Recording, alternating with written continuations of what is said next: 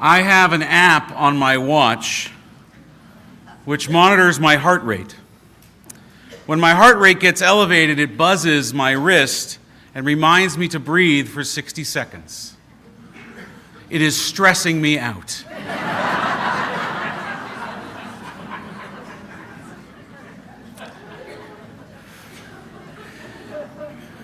We live in an incredibly busy world.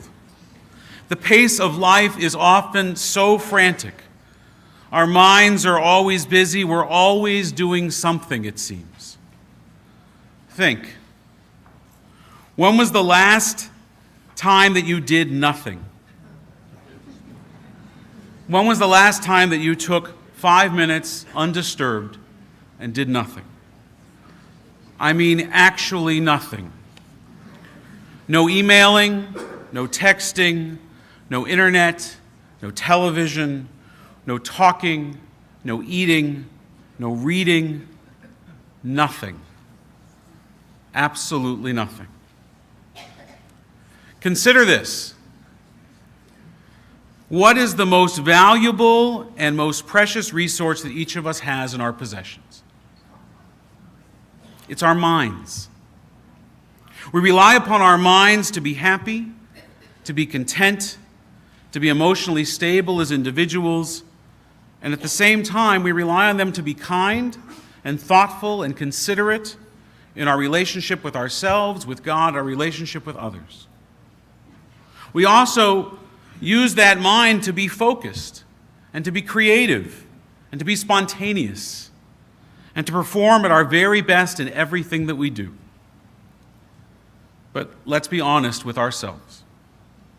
Think of all the time we spend maintaining our cars, our homes, taking care of our clothing, paying attention to our bodies, tending our hair. Well, maybe not my hair, but you see what I'm going for.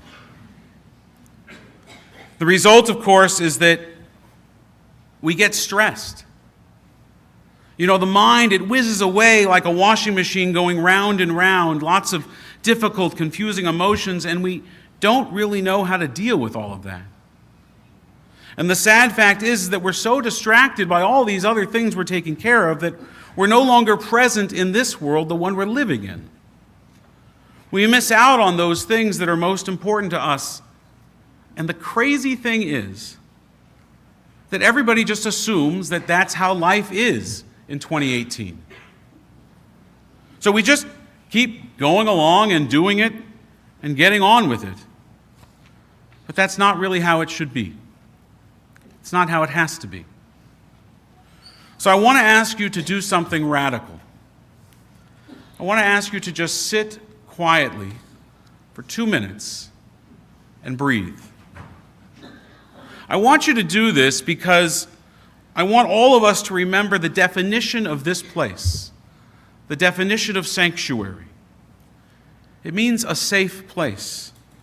It means that this should be a place that offers us spiritual and emotional shelter against the storms. And while we sit quietly, I want us all to breathe. In Hebrew, we call a deep breath, that kind of deep breathing, a neshama amukah. The word for breath and the word for soul, they're the same word in Hebrew. Yom Kippur and these high holy days, they are all about focusing on our soul, our neshama, providing us a time to breathe. So let your soul breathe for 2 minutes.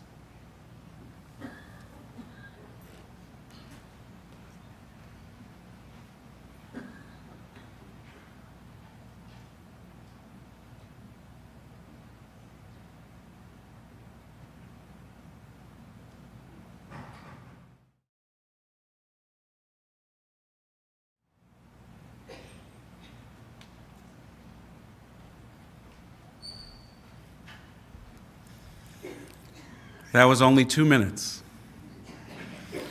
I wonder for how many of us that felt like an eternity. Perhaps in those 2 minutes, though, if we were lucky, we felt something like eternity. What causes us stress? Do I really have to ask? Work, finances, politics, the state of the environment, technology, they are all adding to our load day by day, thing by thing. And our kids, what stresses them out? This is what they tell me.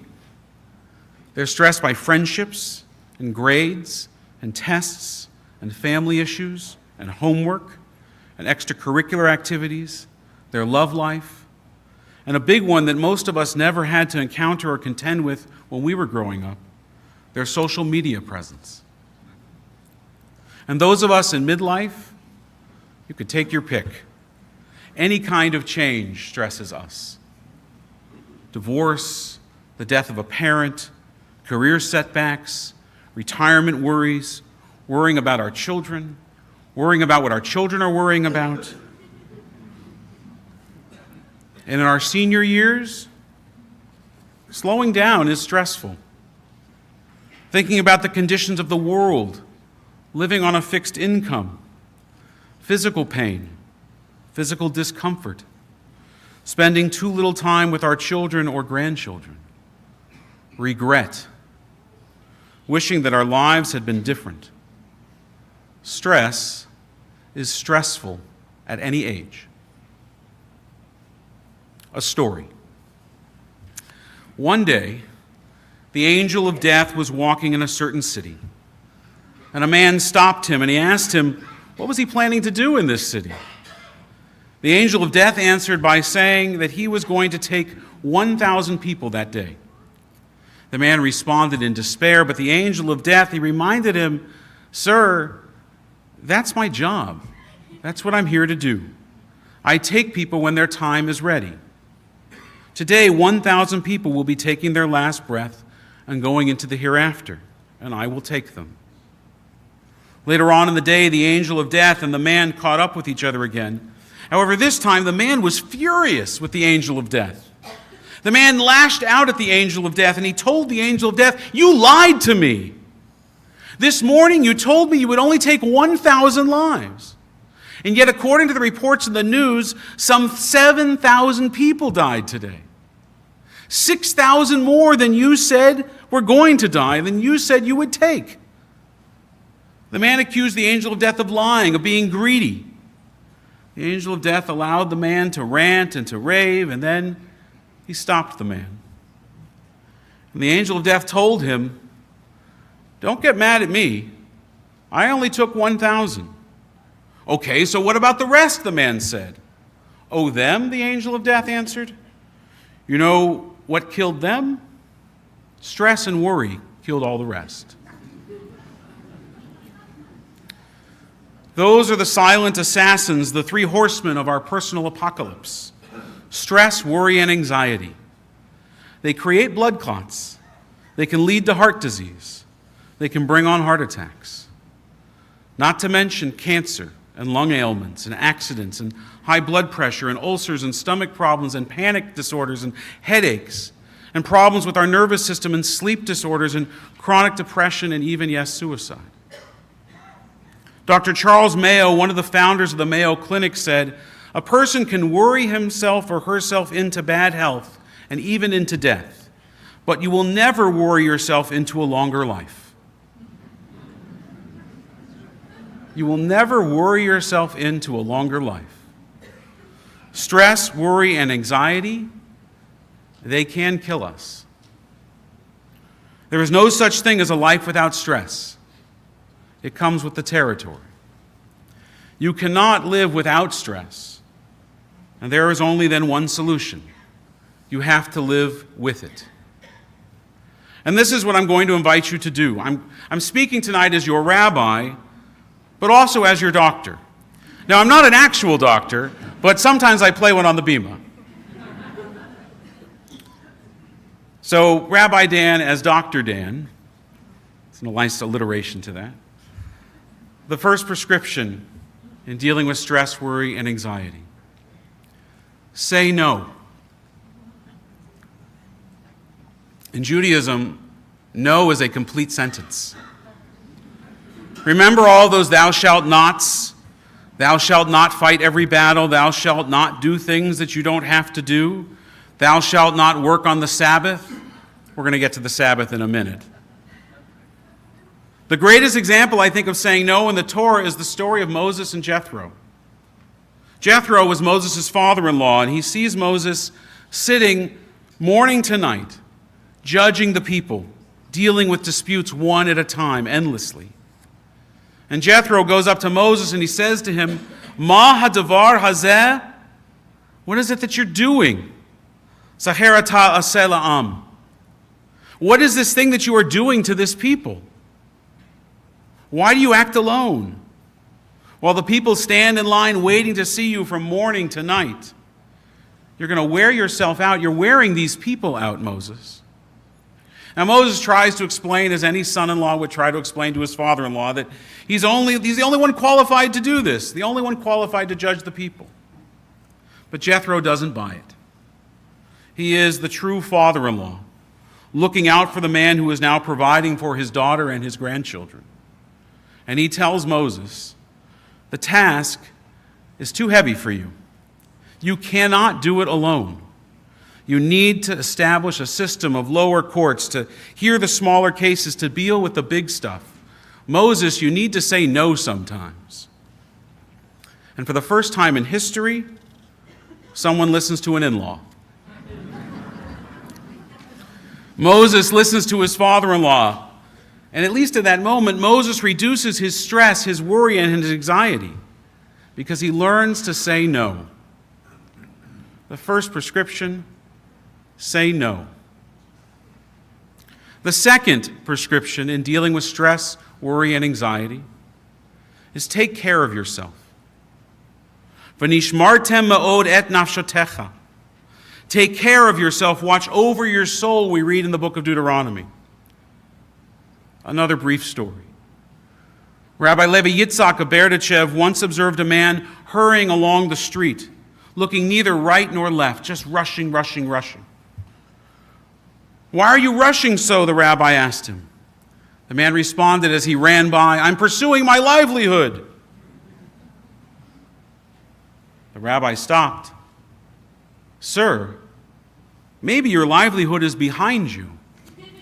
And maybe you just have to slow down to encounter and find it. I see so many people rushing all the time, always doing for others, sacrificing themselves in the process.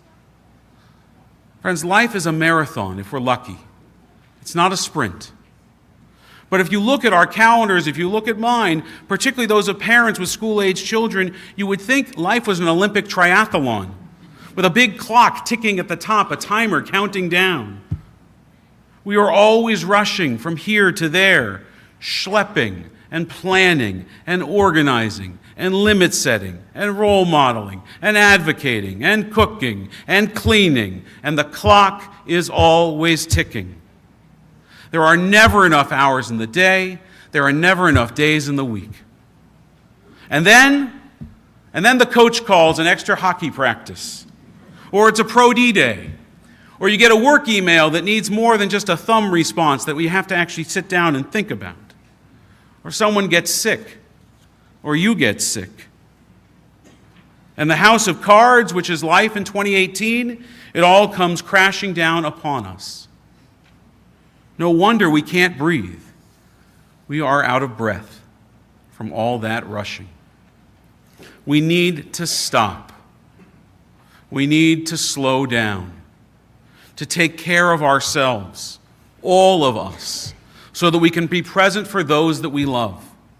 It is the oxygen mask on the airplane rule. You have to put it on yourself before you can take care of others, to make sure that you can breathe. Diet and exercise, those help. They help us take care of our bodies. But what about our soul? For the soul, Judaism gives us Shabbat. I told you it would come back. A forced day of rest. We are commanded on Shabbat to unplug from the world and to plug into our soul, to plug into our essence of who we are. What separates free people from slaves?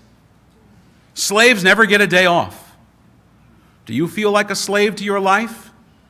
Do you feel free? To free yourself of stress, worry, anxiety, we are commanded to take off a day to take care of our soul. How do you do it? Take 2 minutes of silence. Pray. Find a ritual that you love. Read. Study.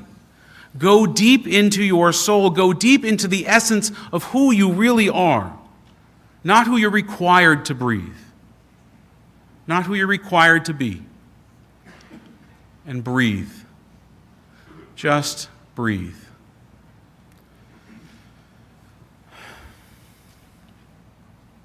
The third prescription in dealing with stress, worry, and anxiety is this: find community. Find a place to belong, to feel supported, because nobody can do this alone. In fact, no one ever has and survived.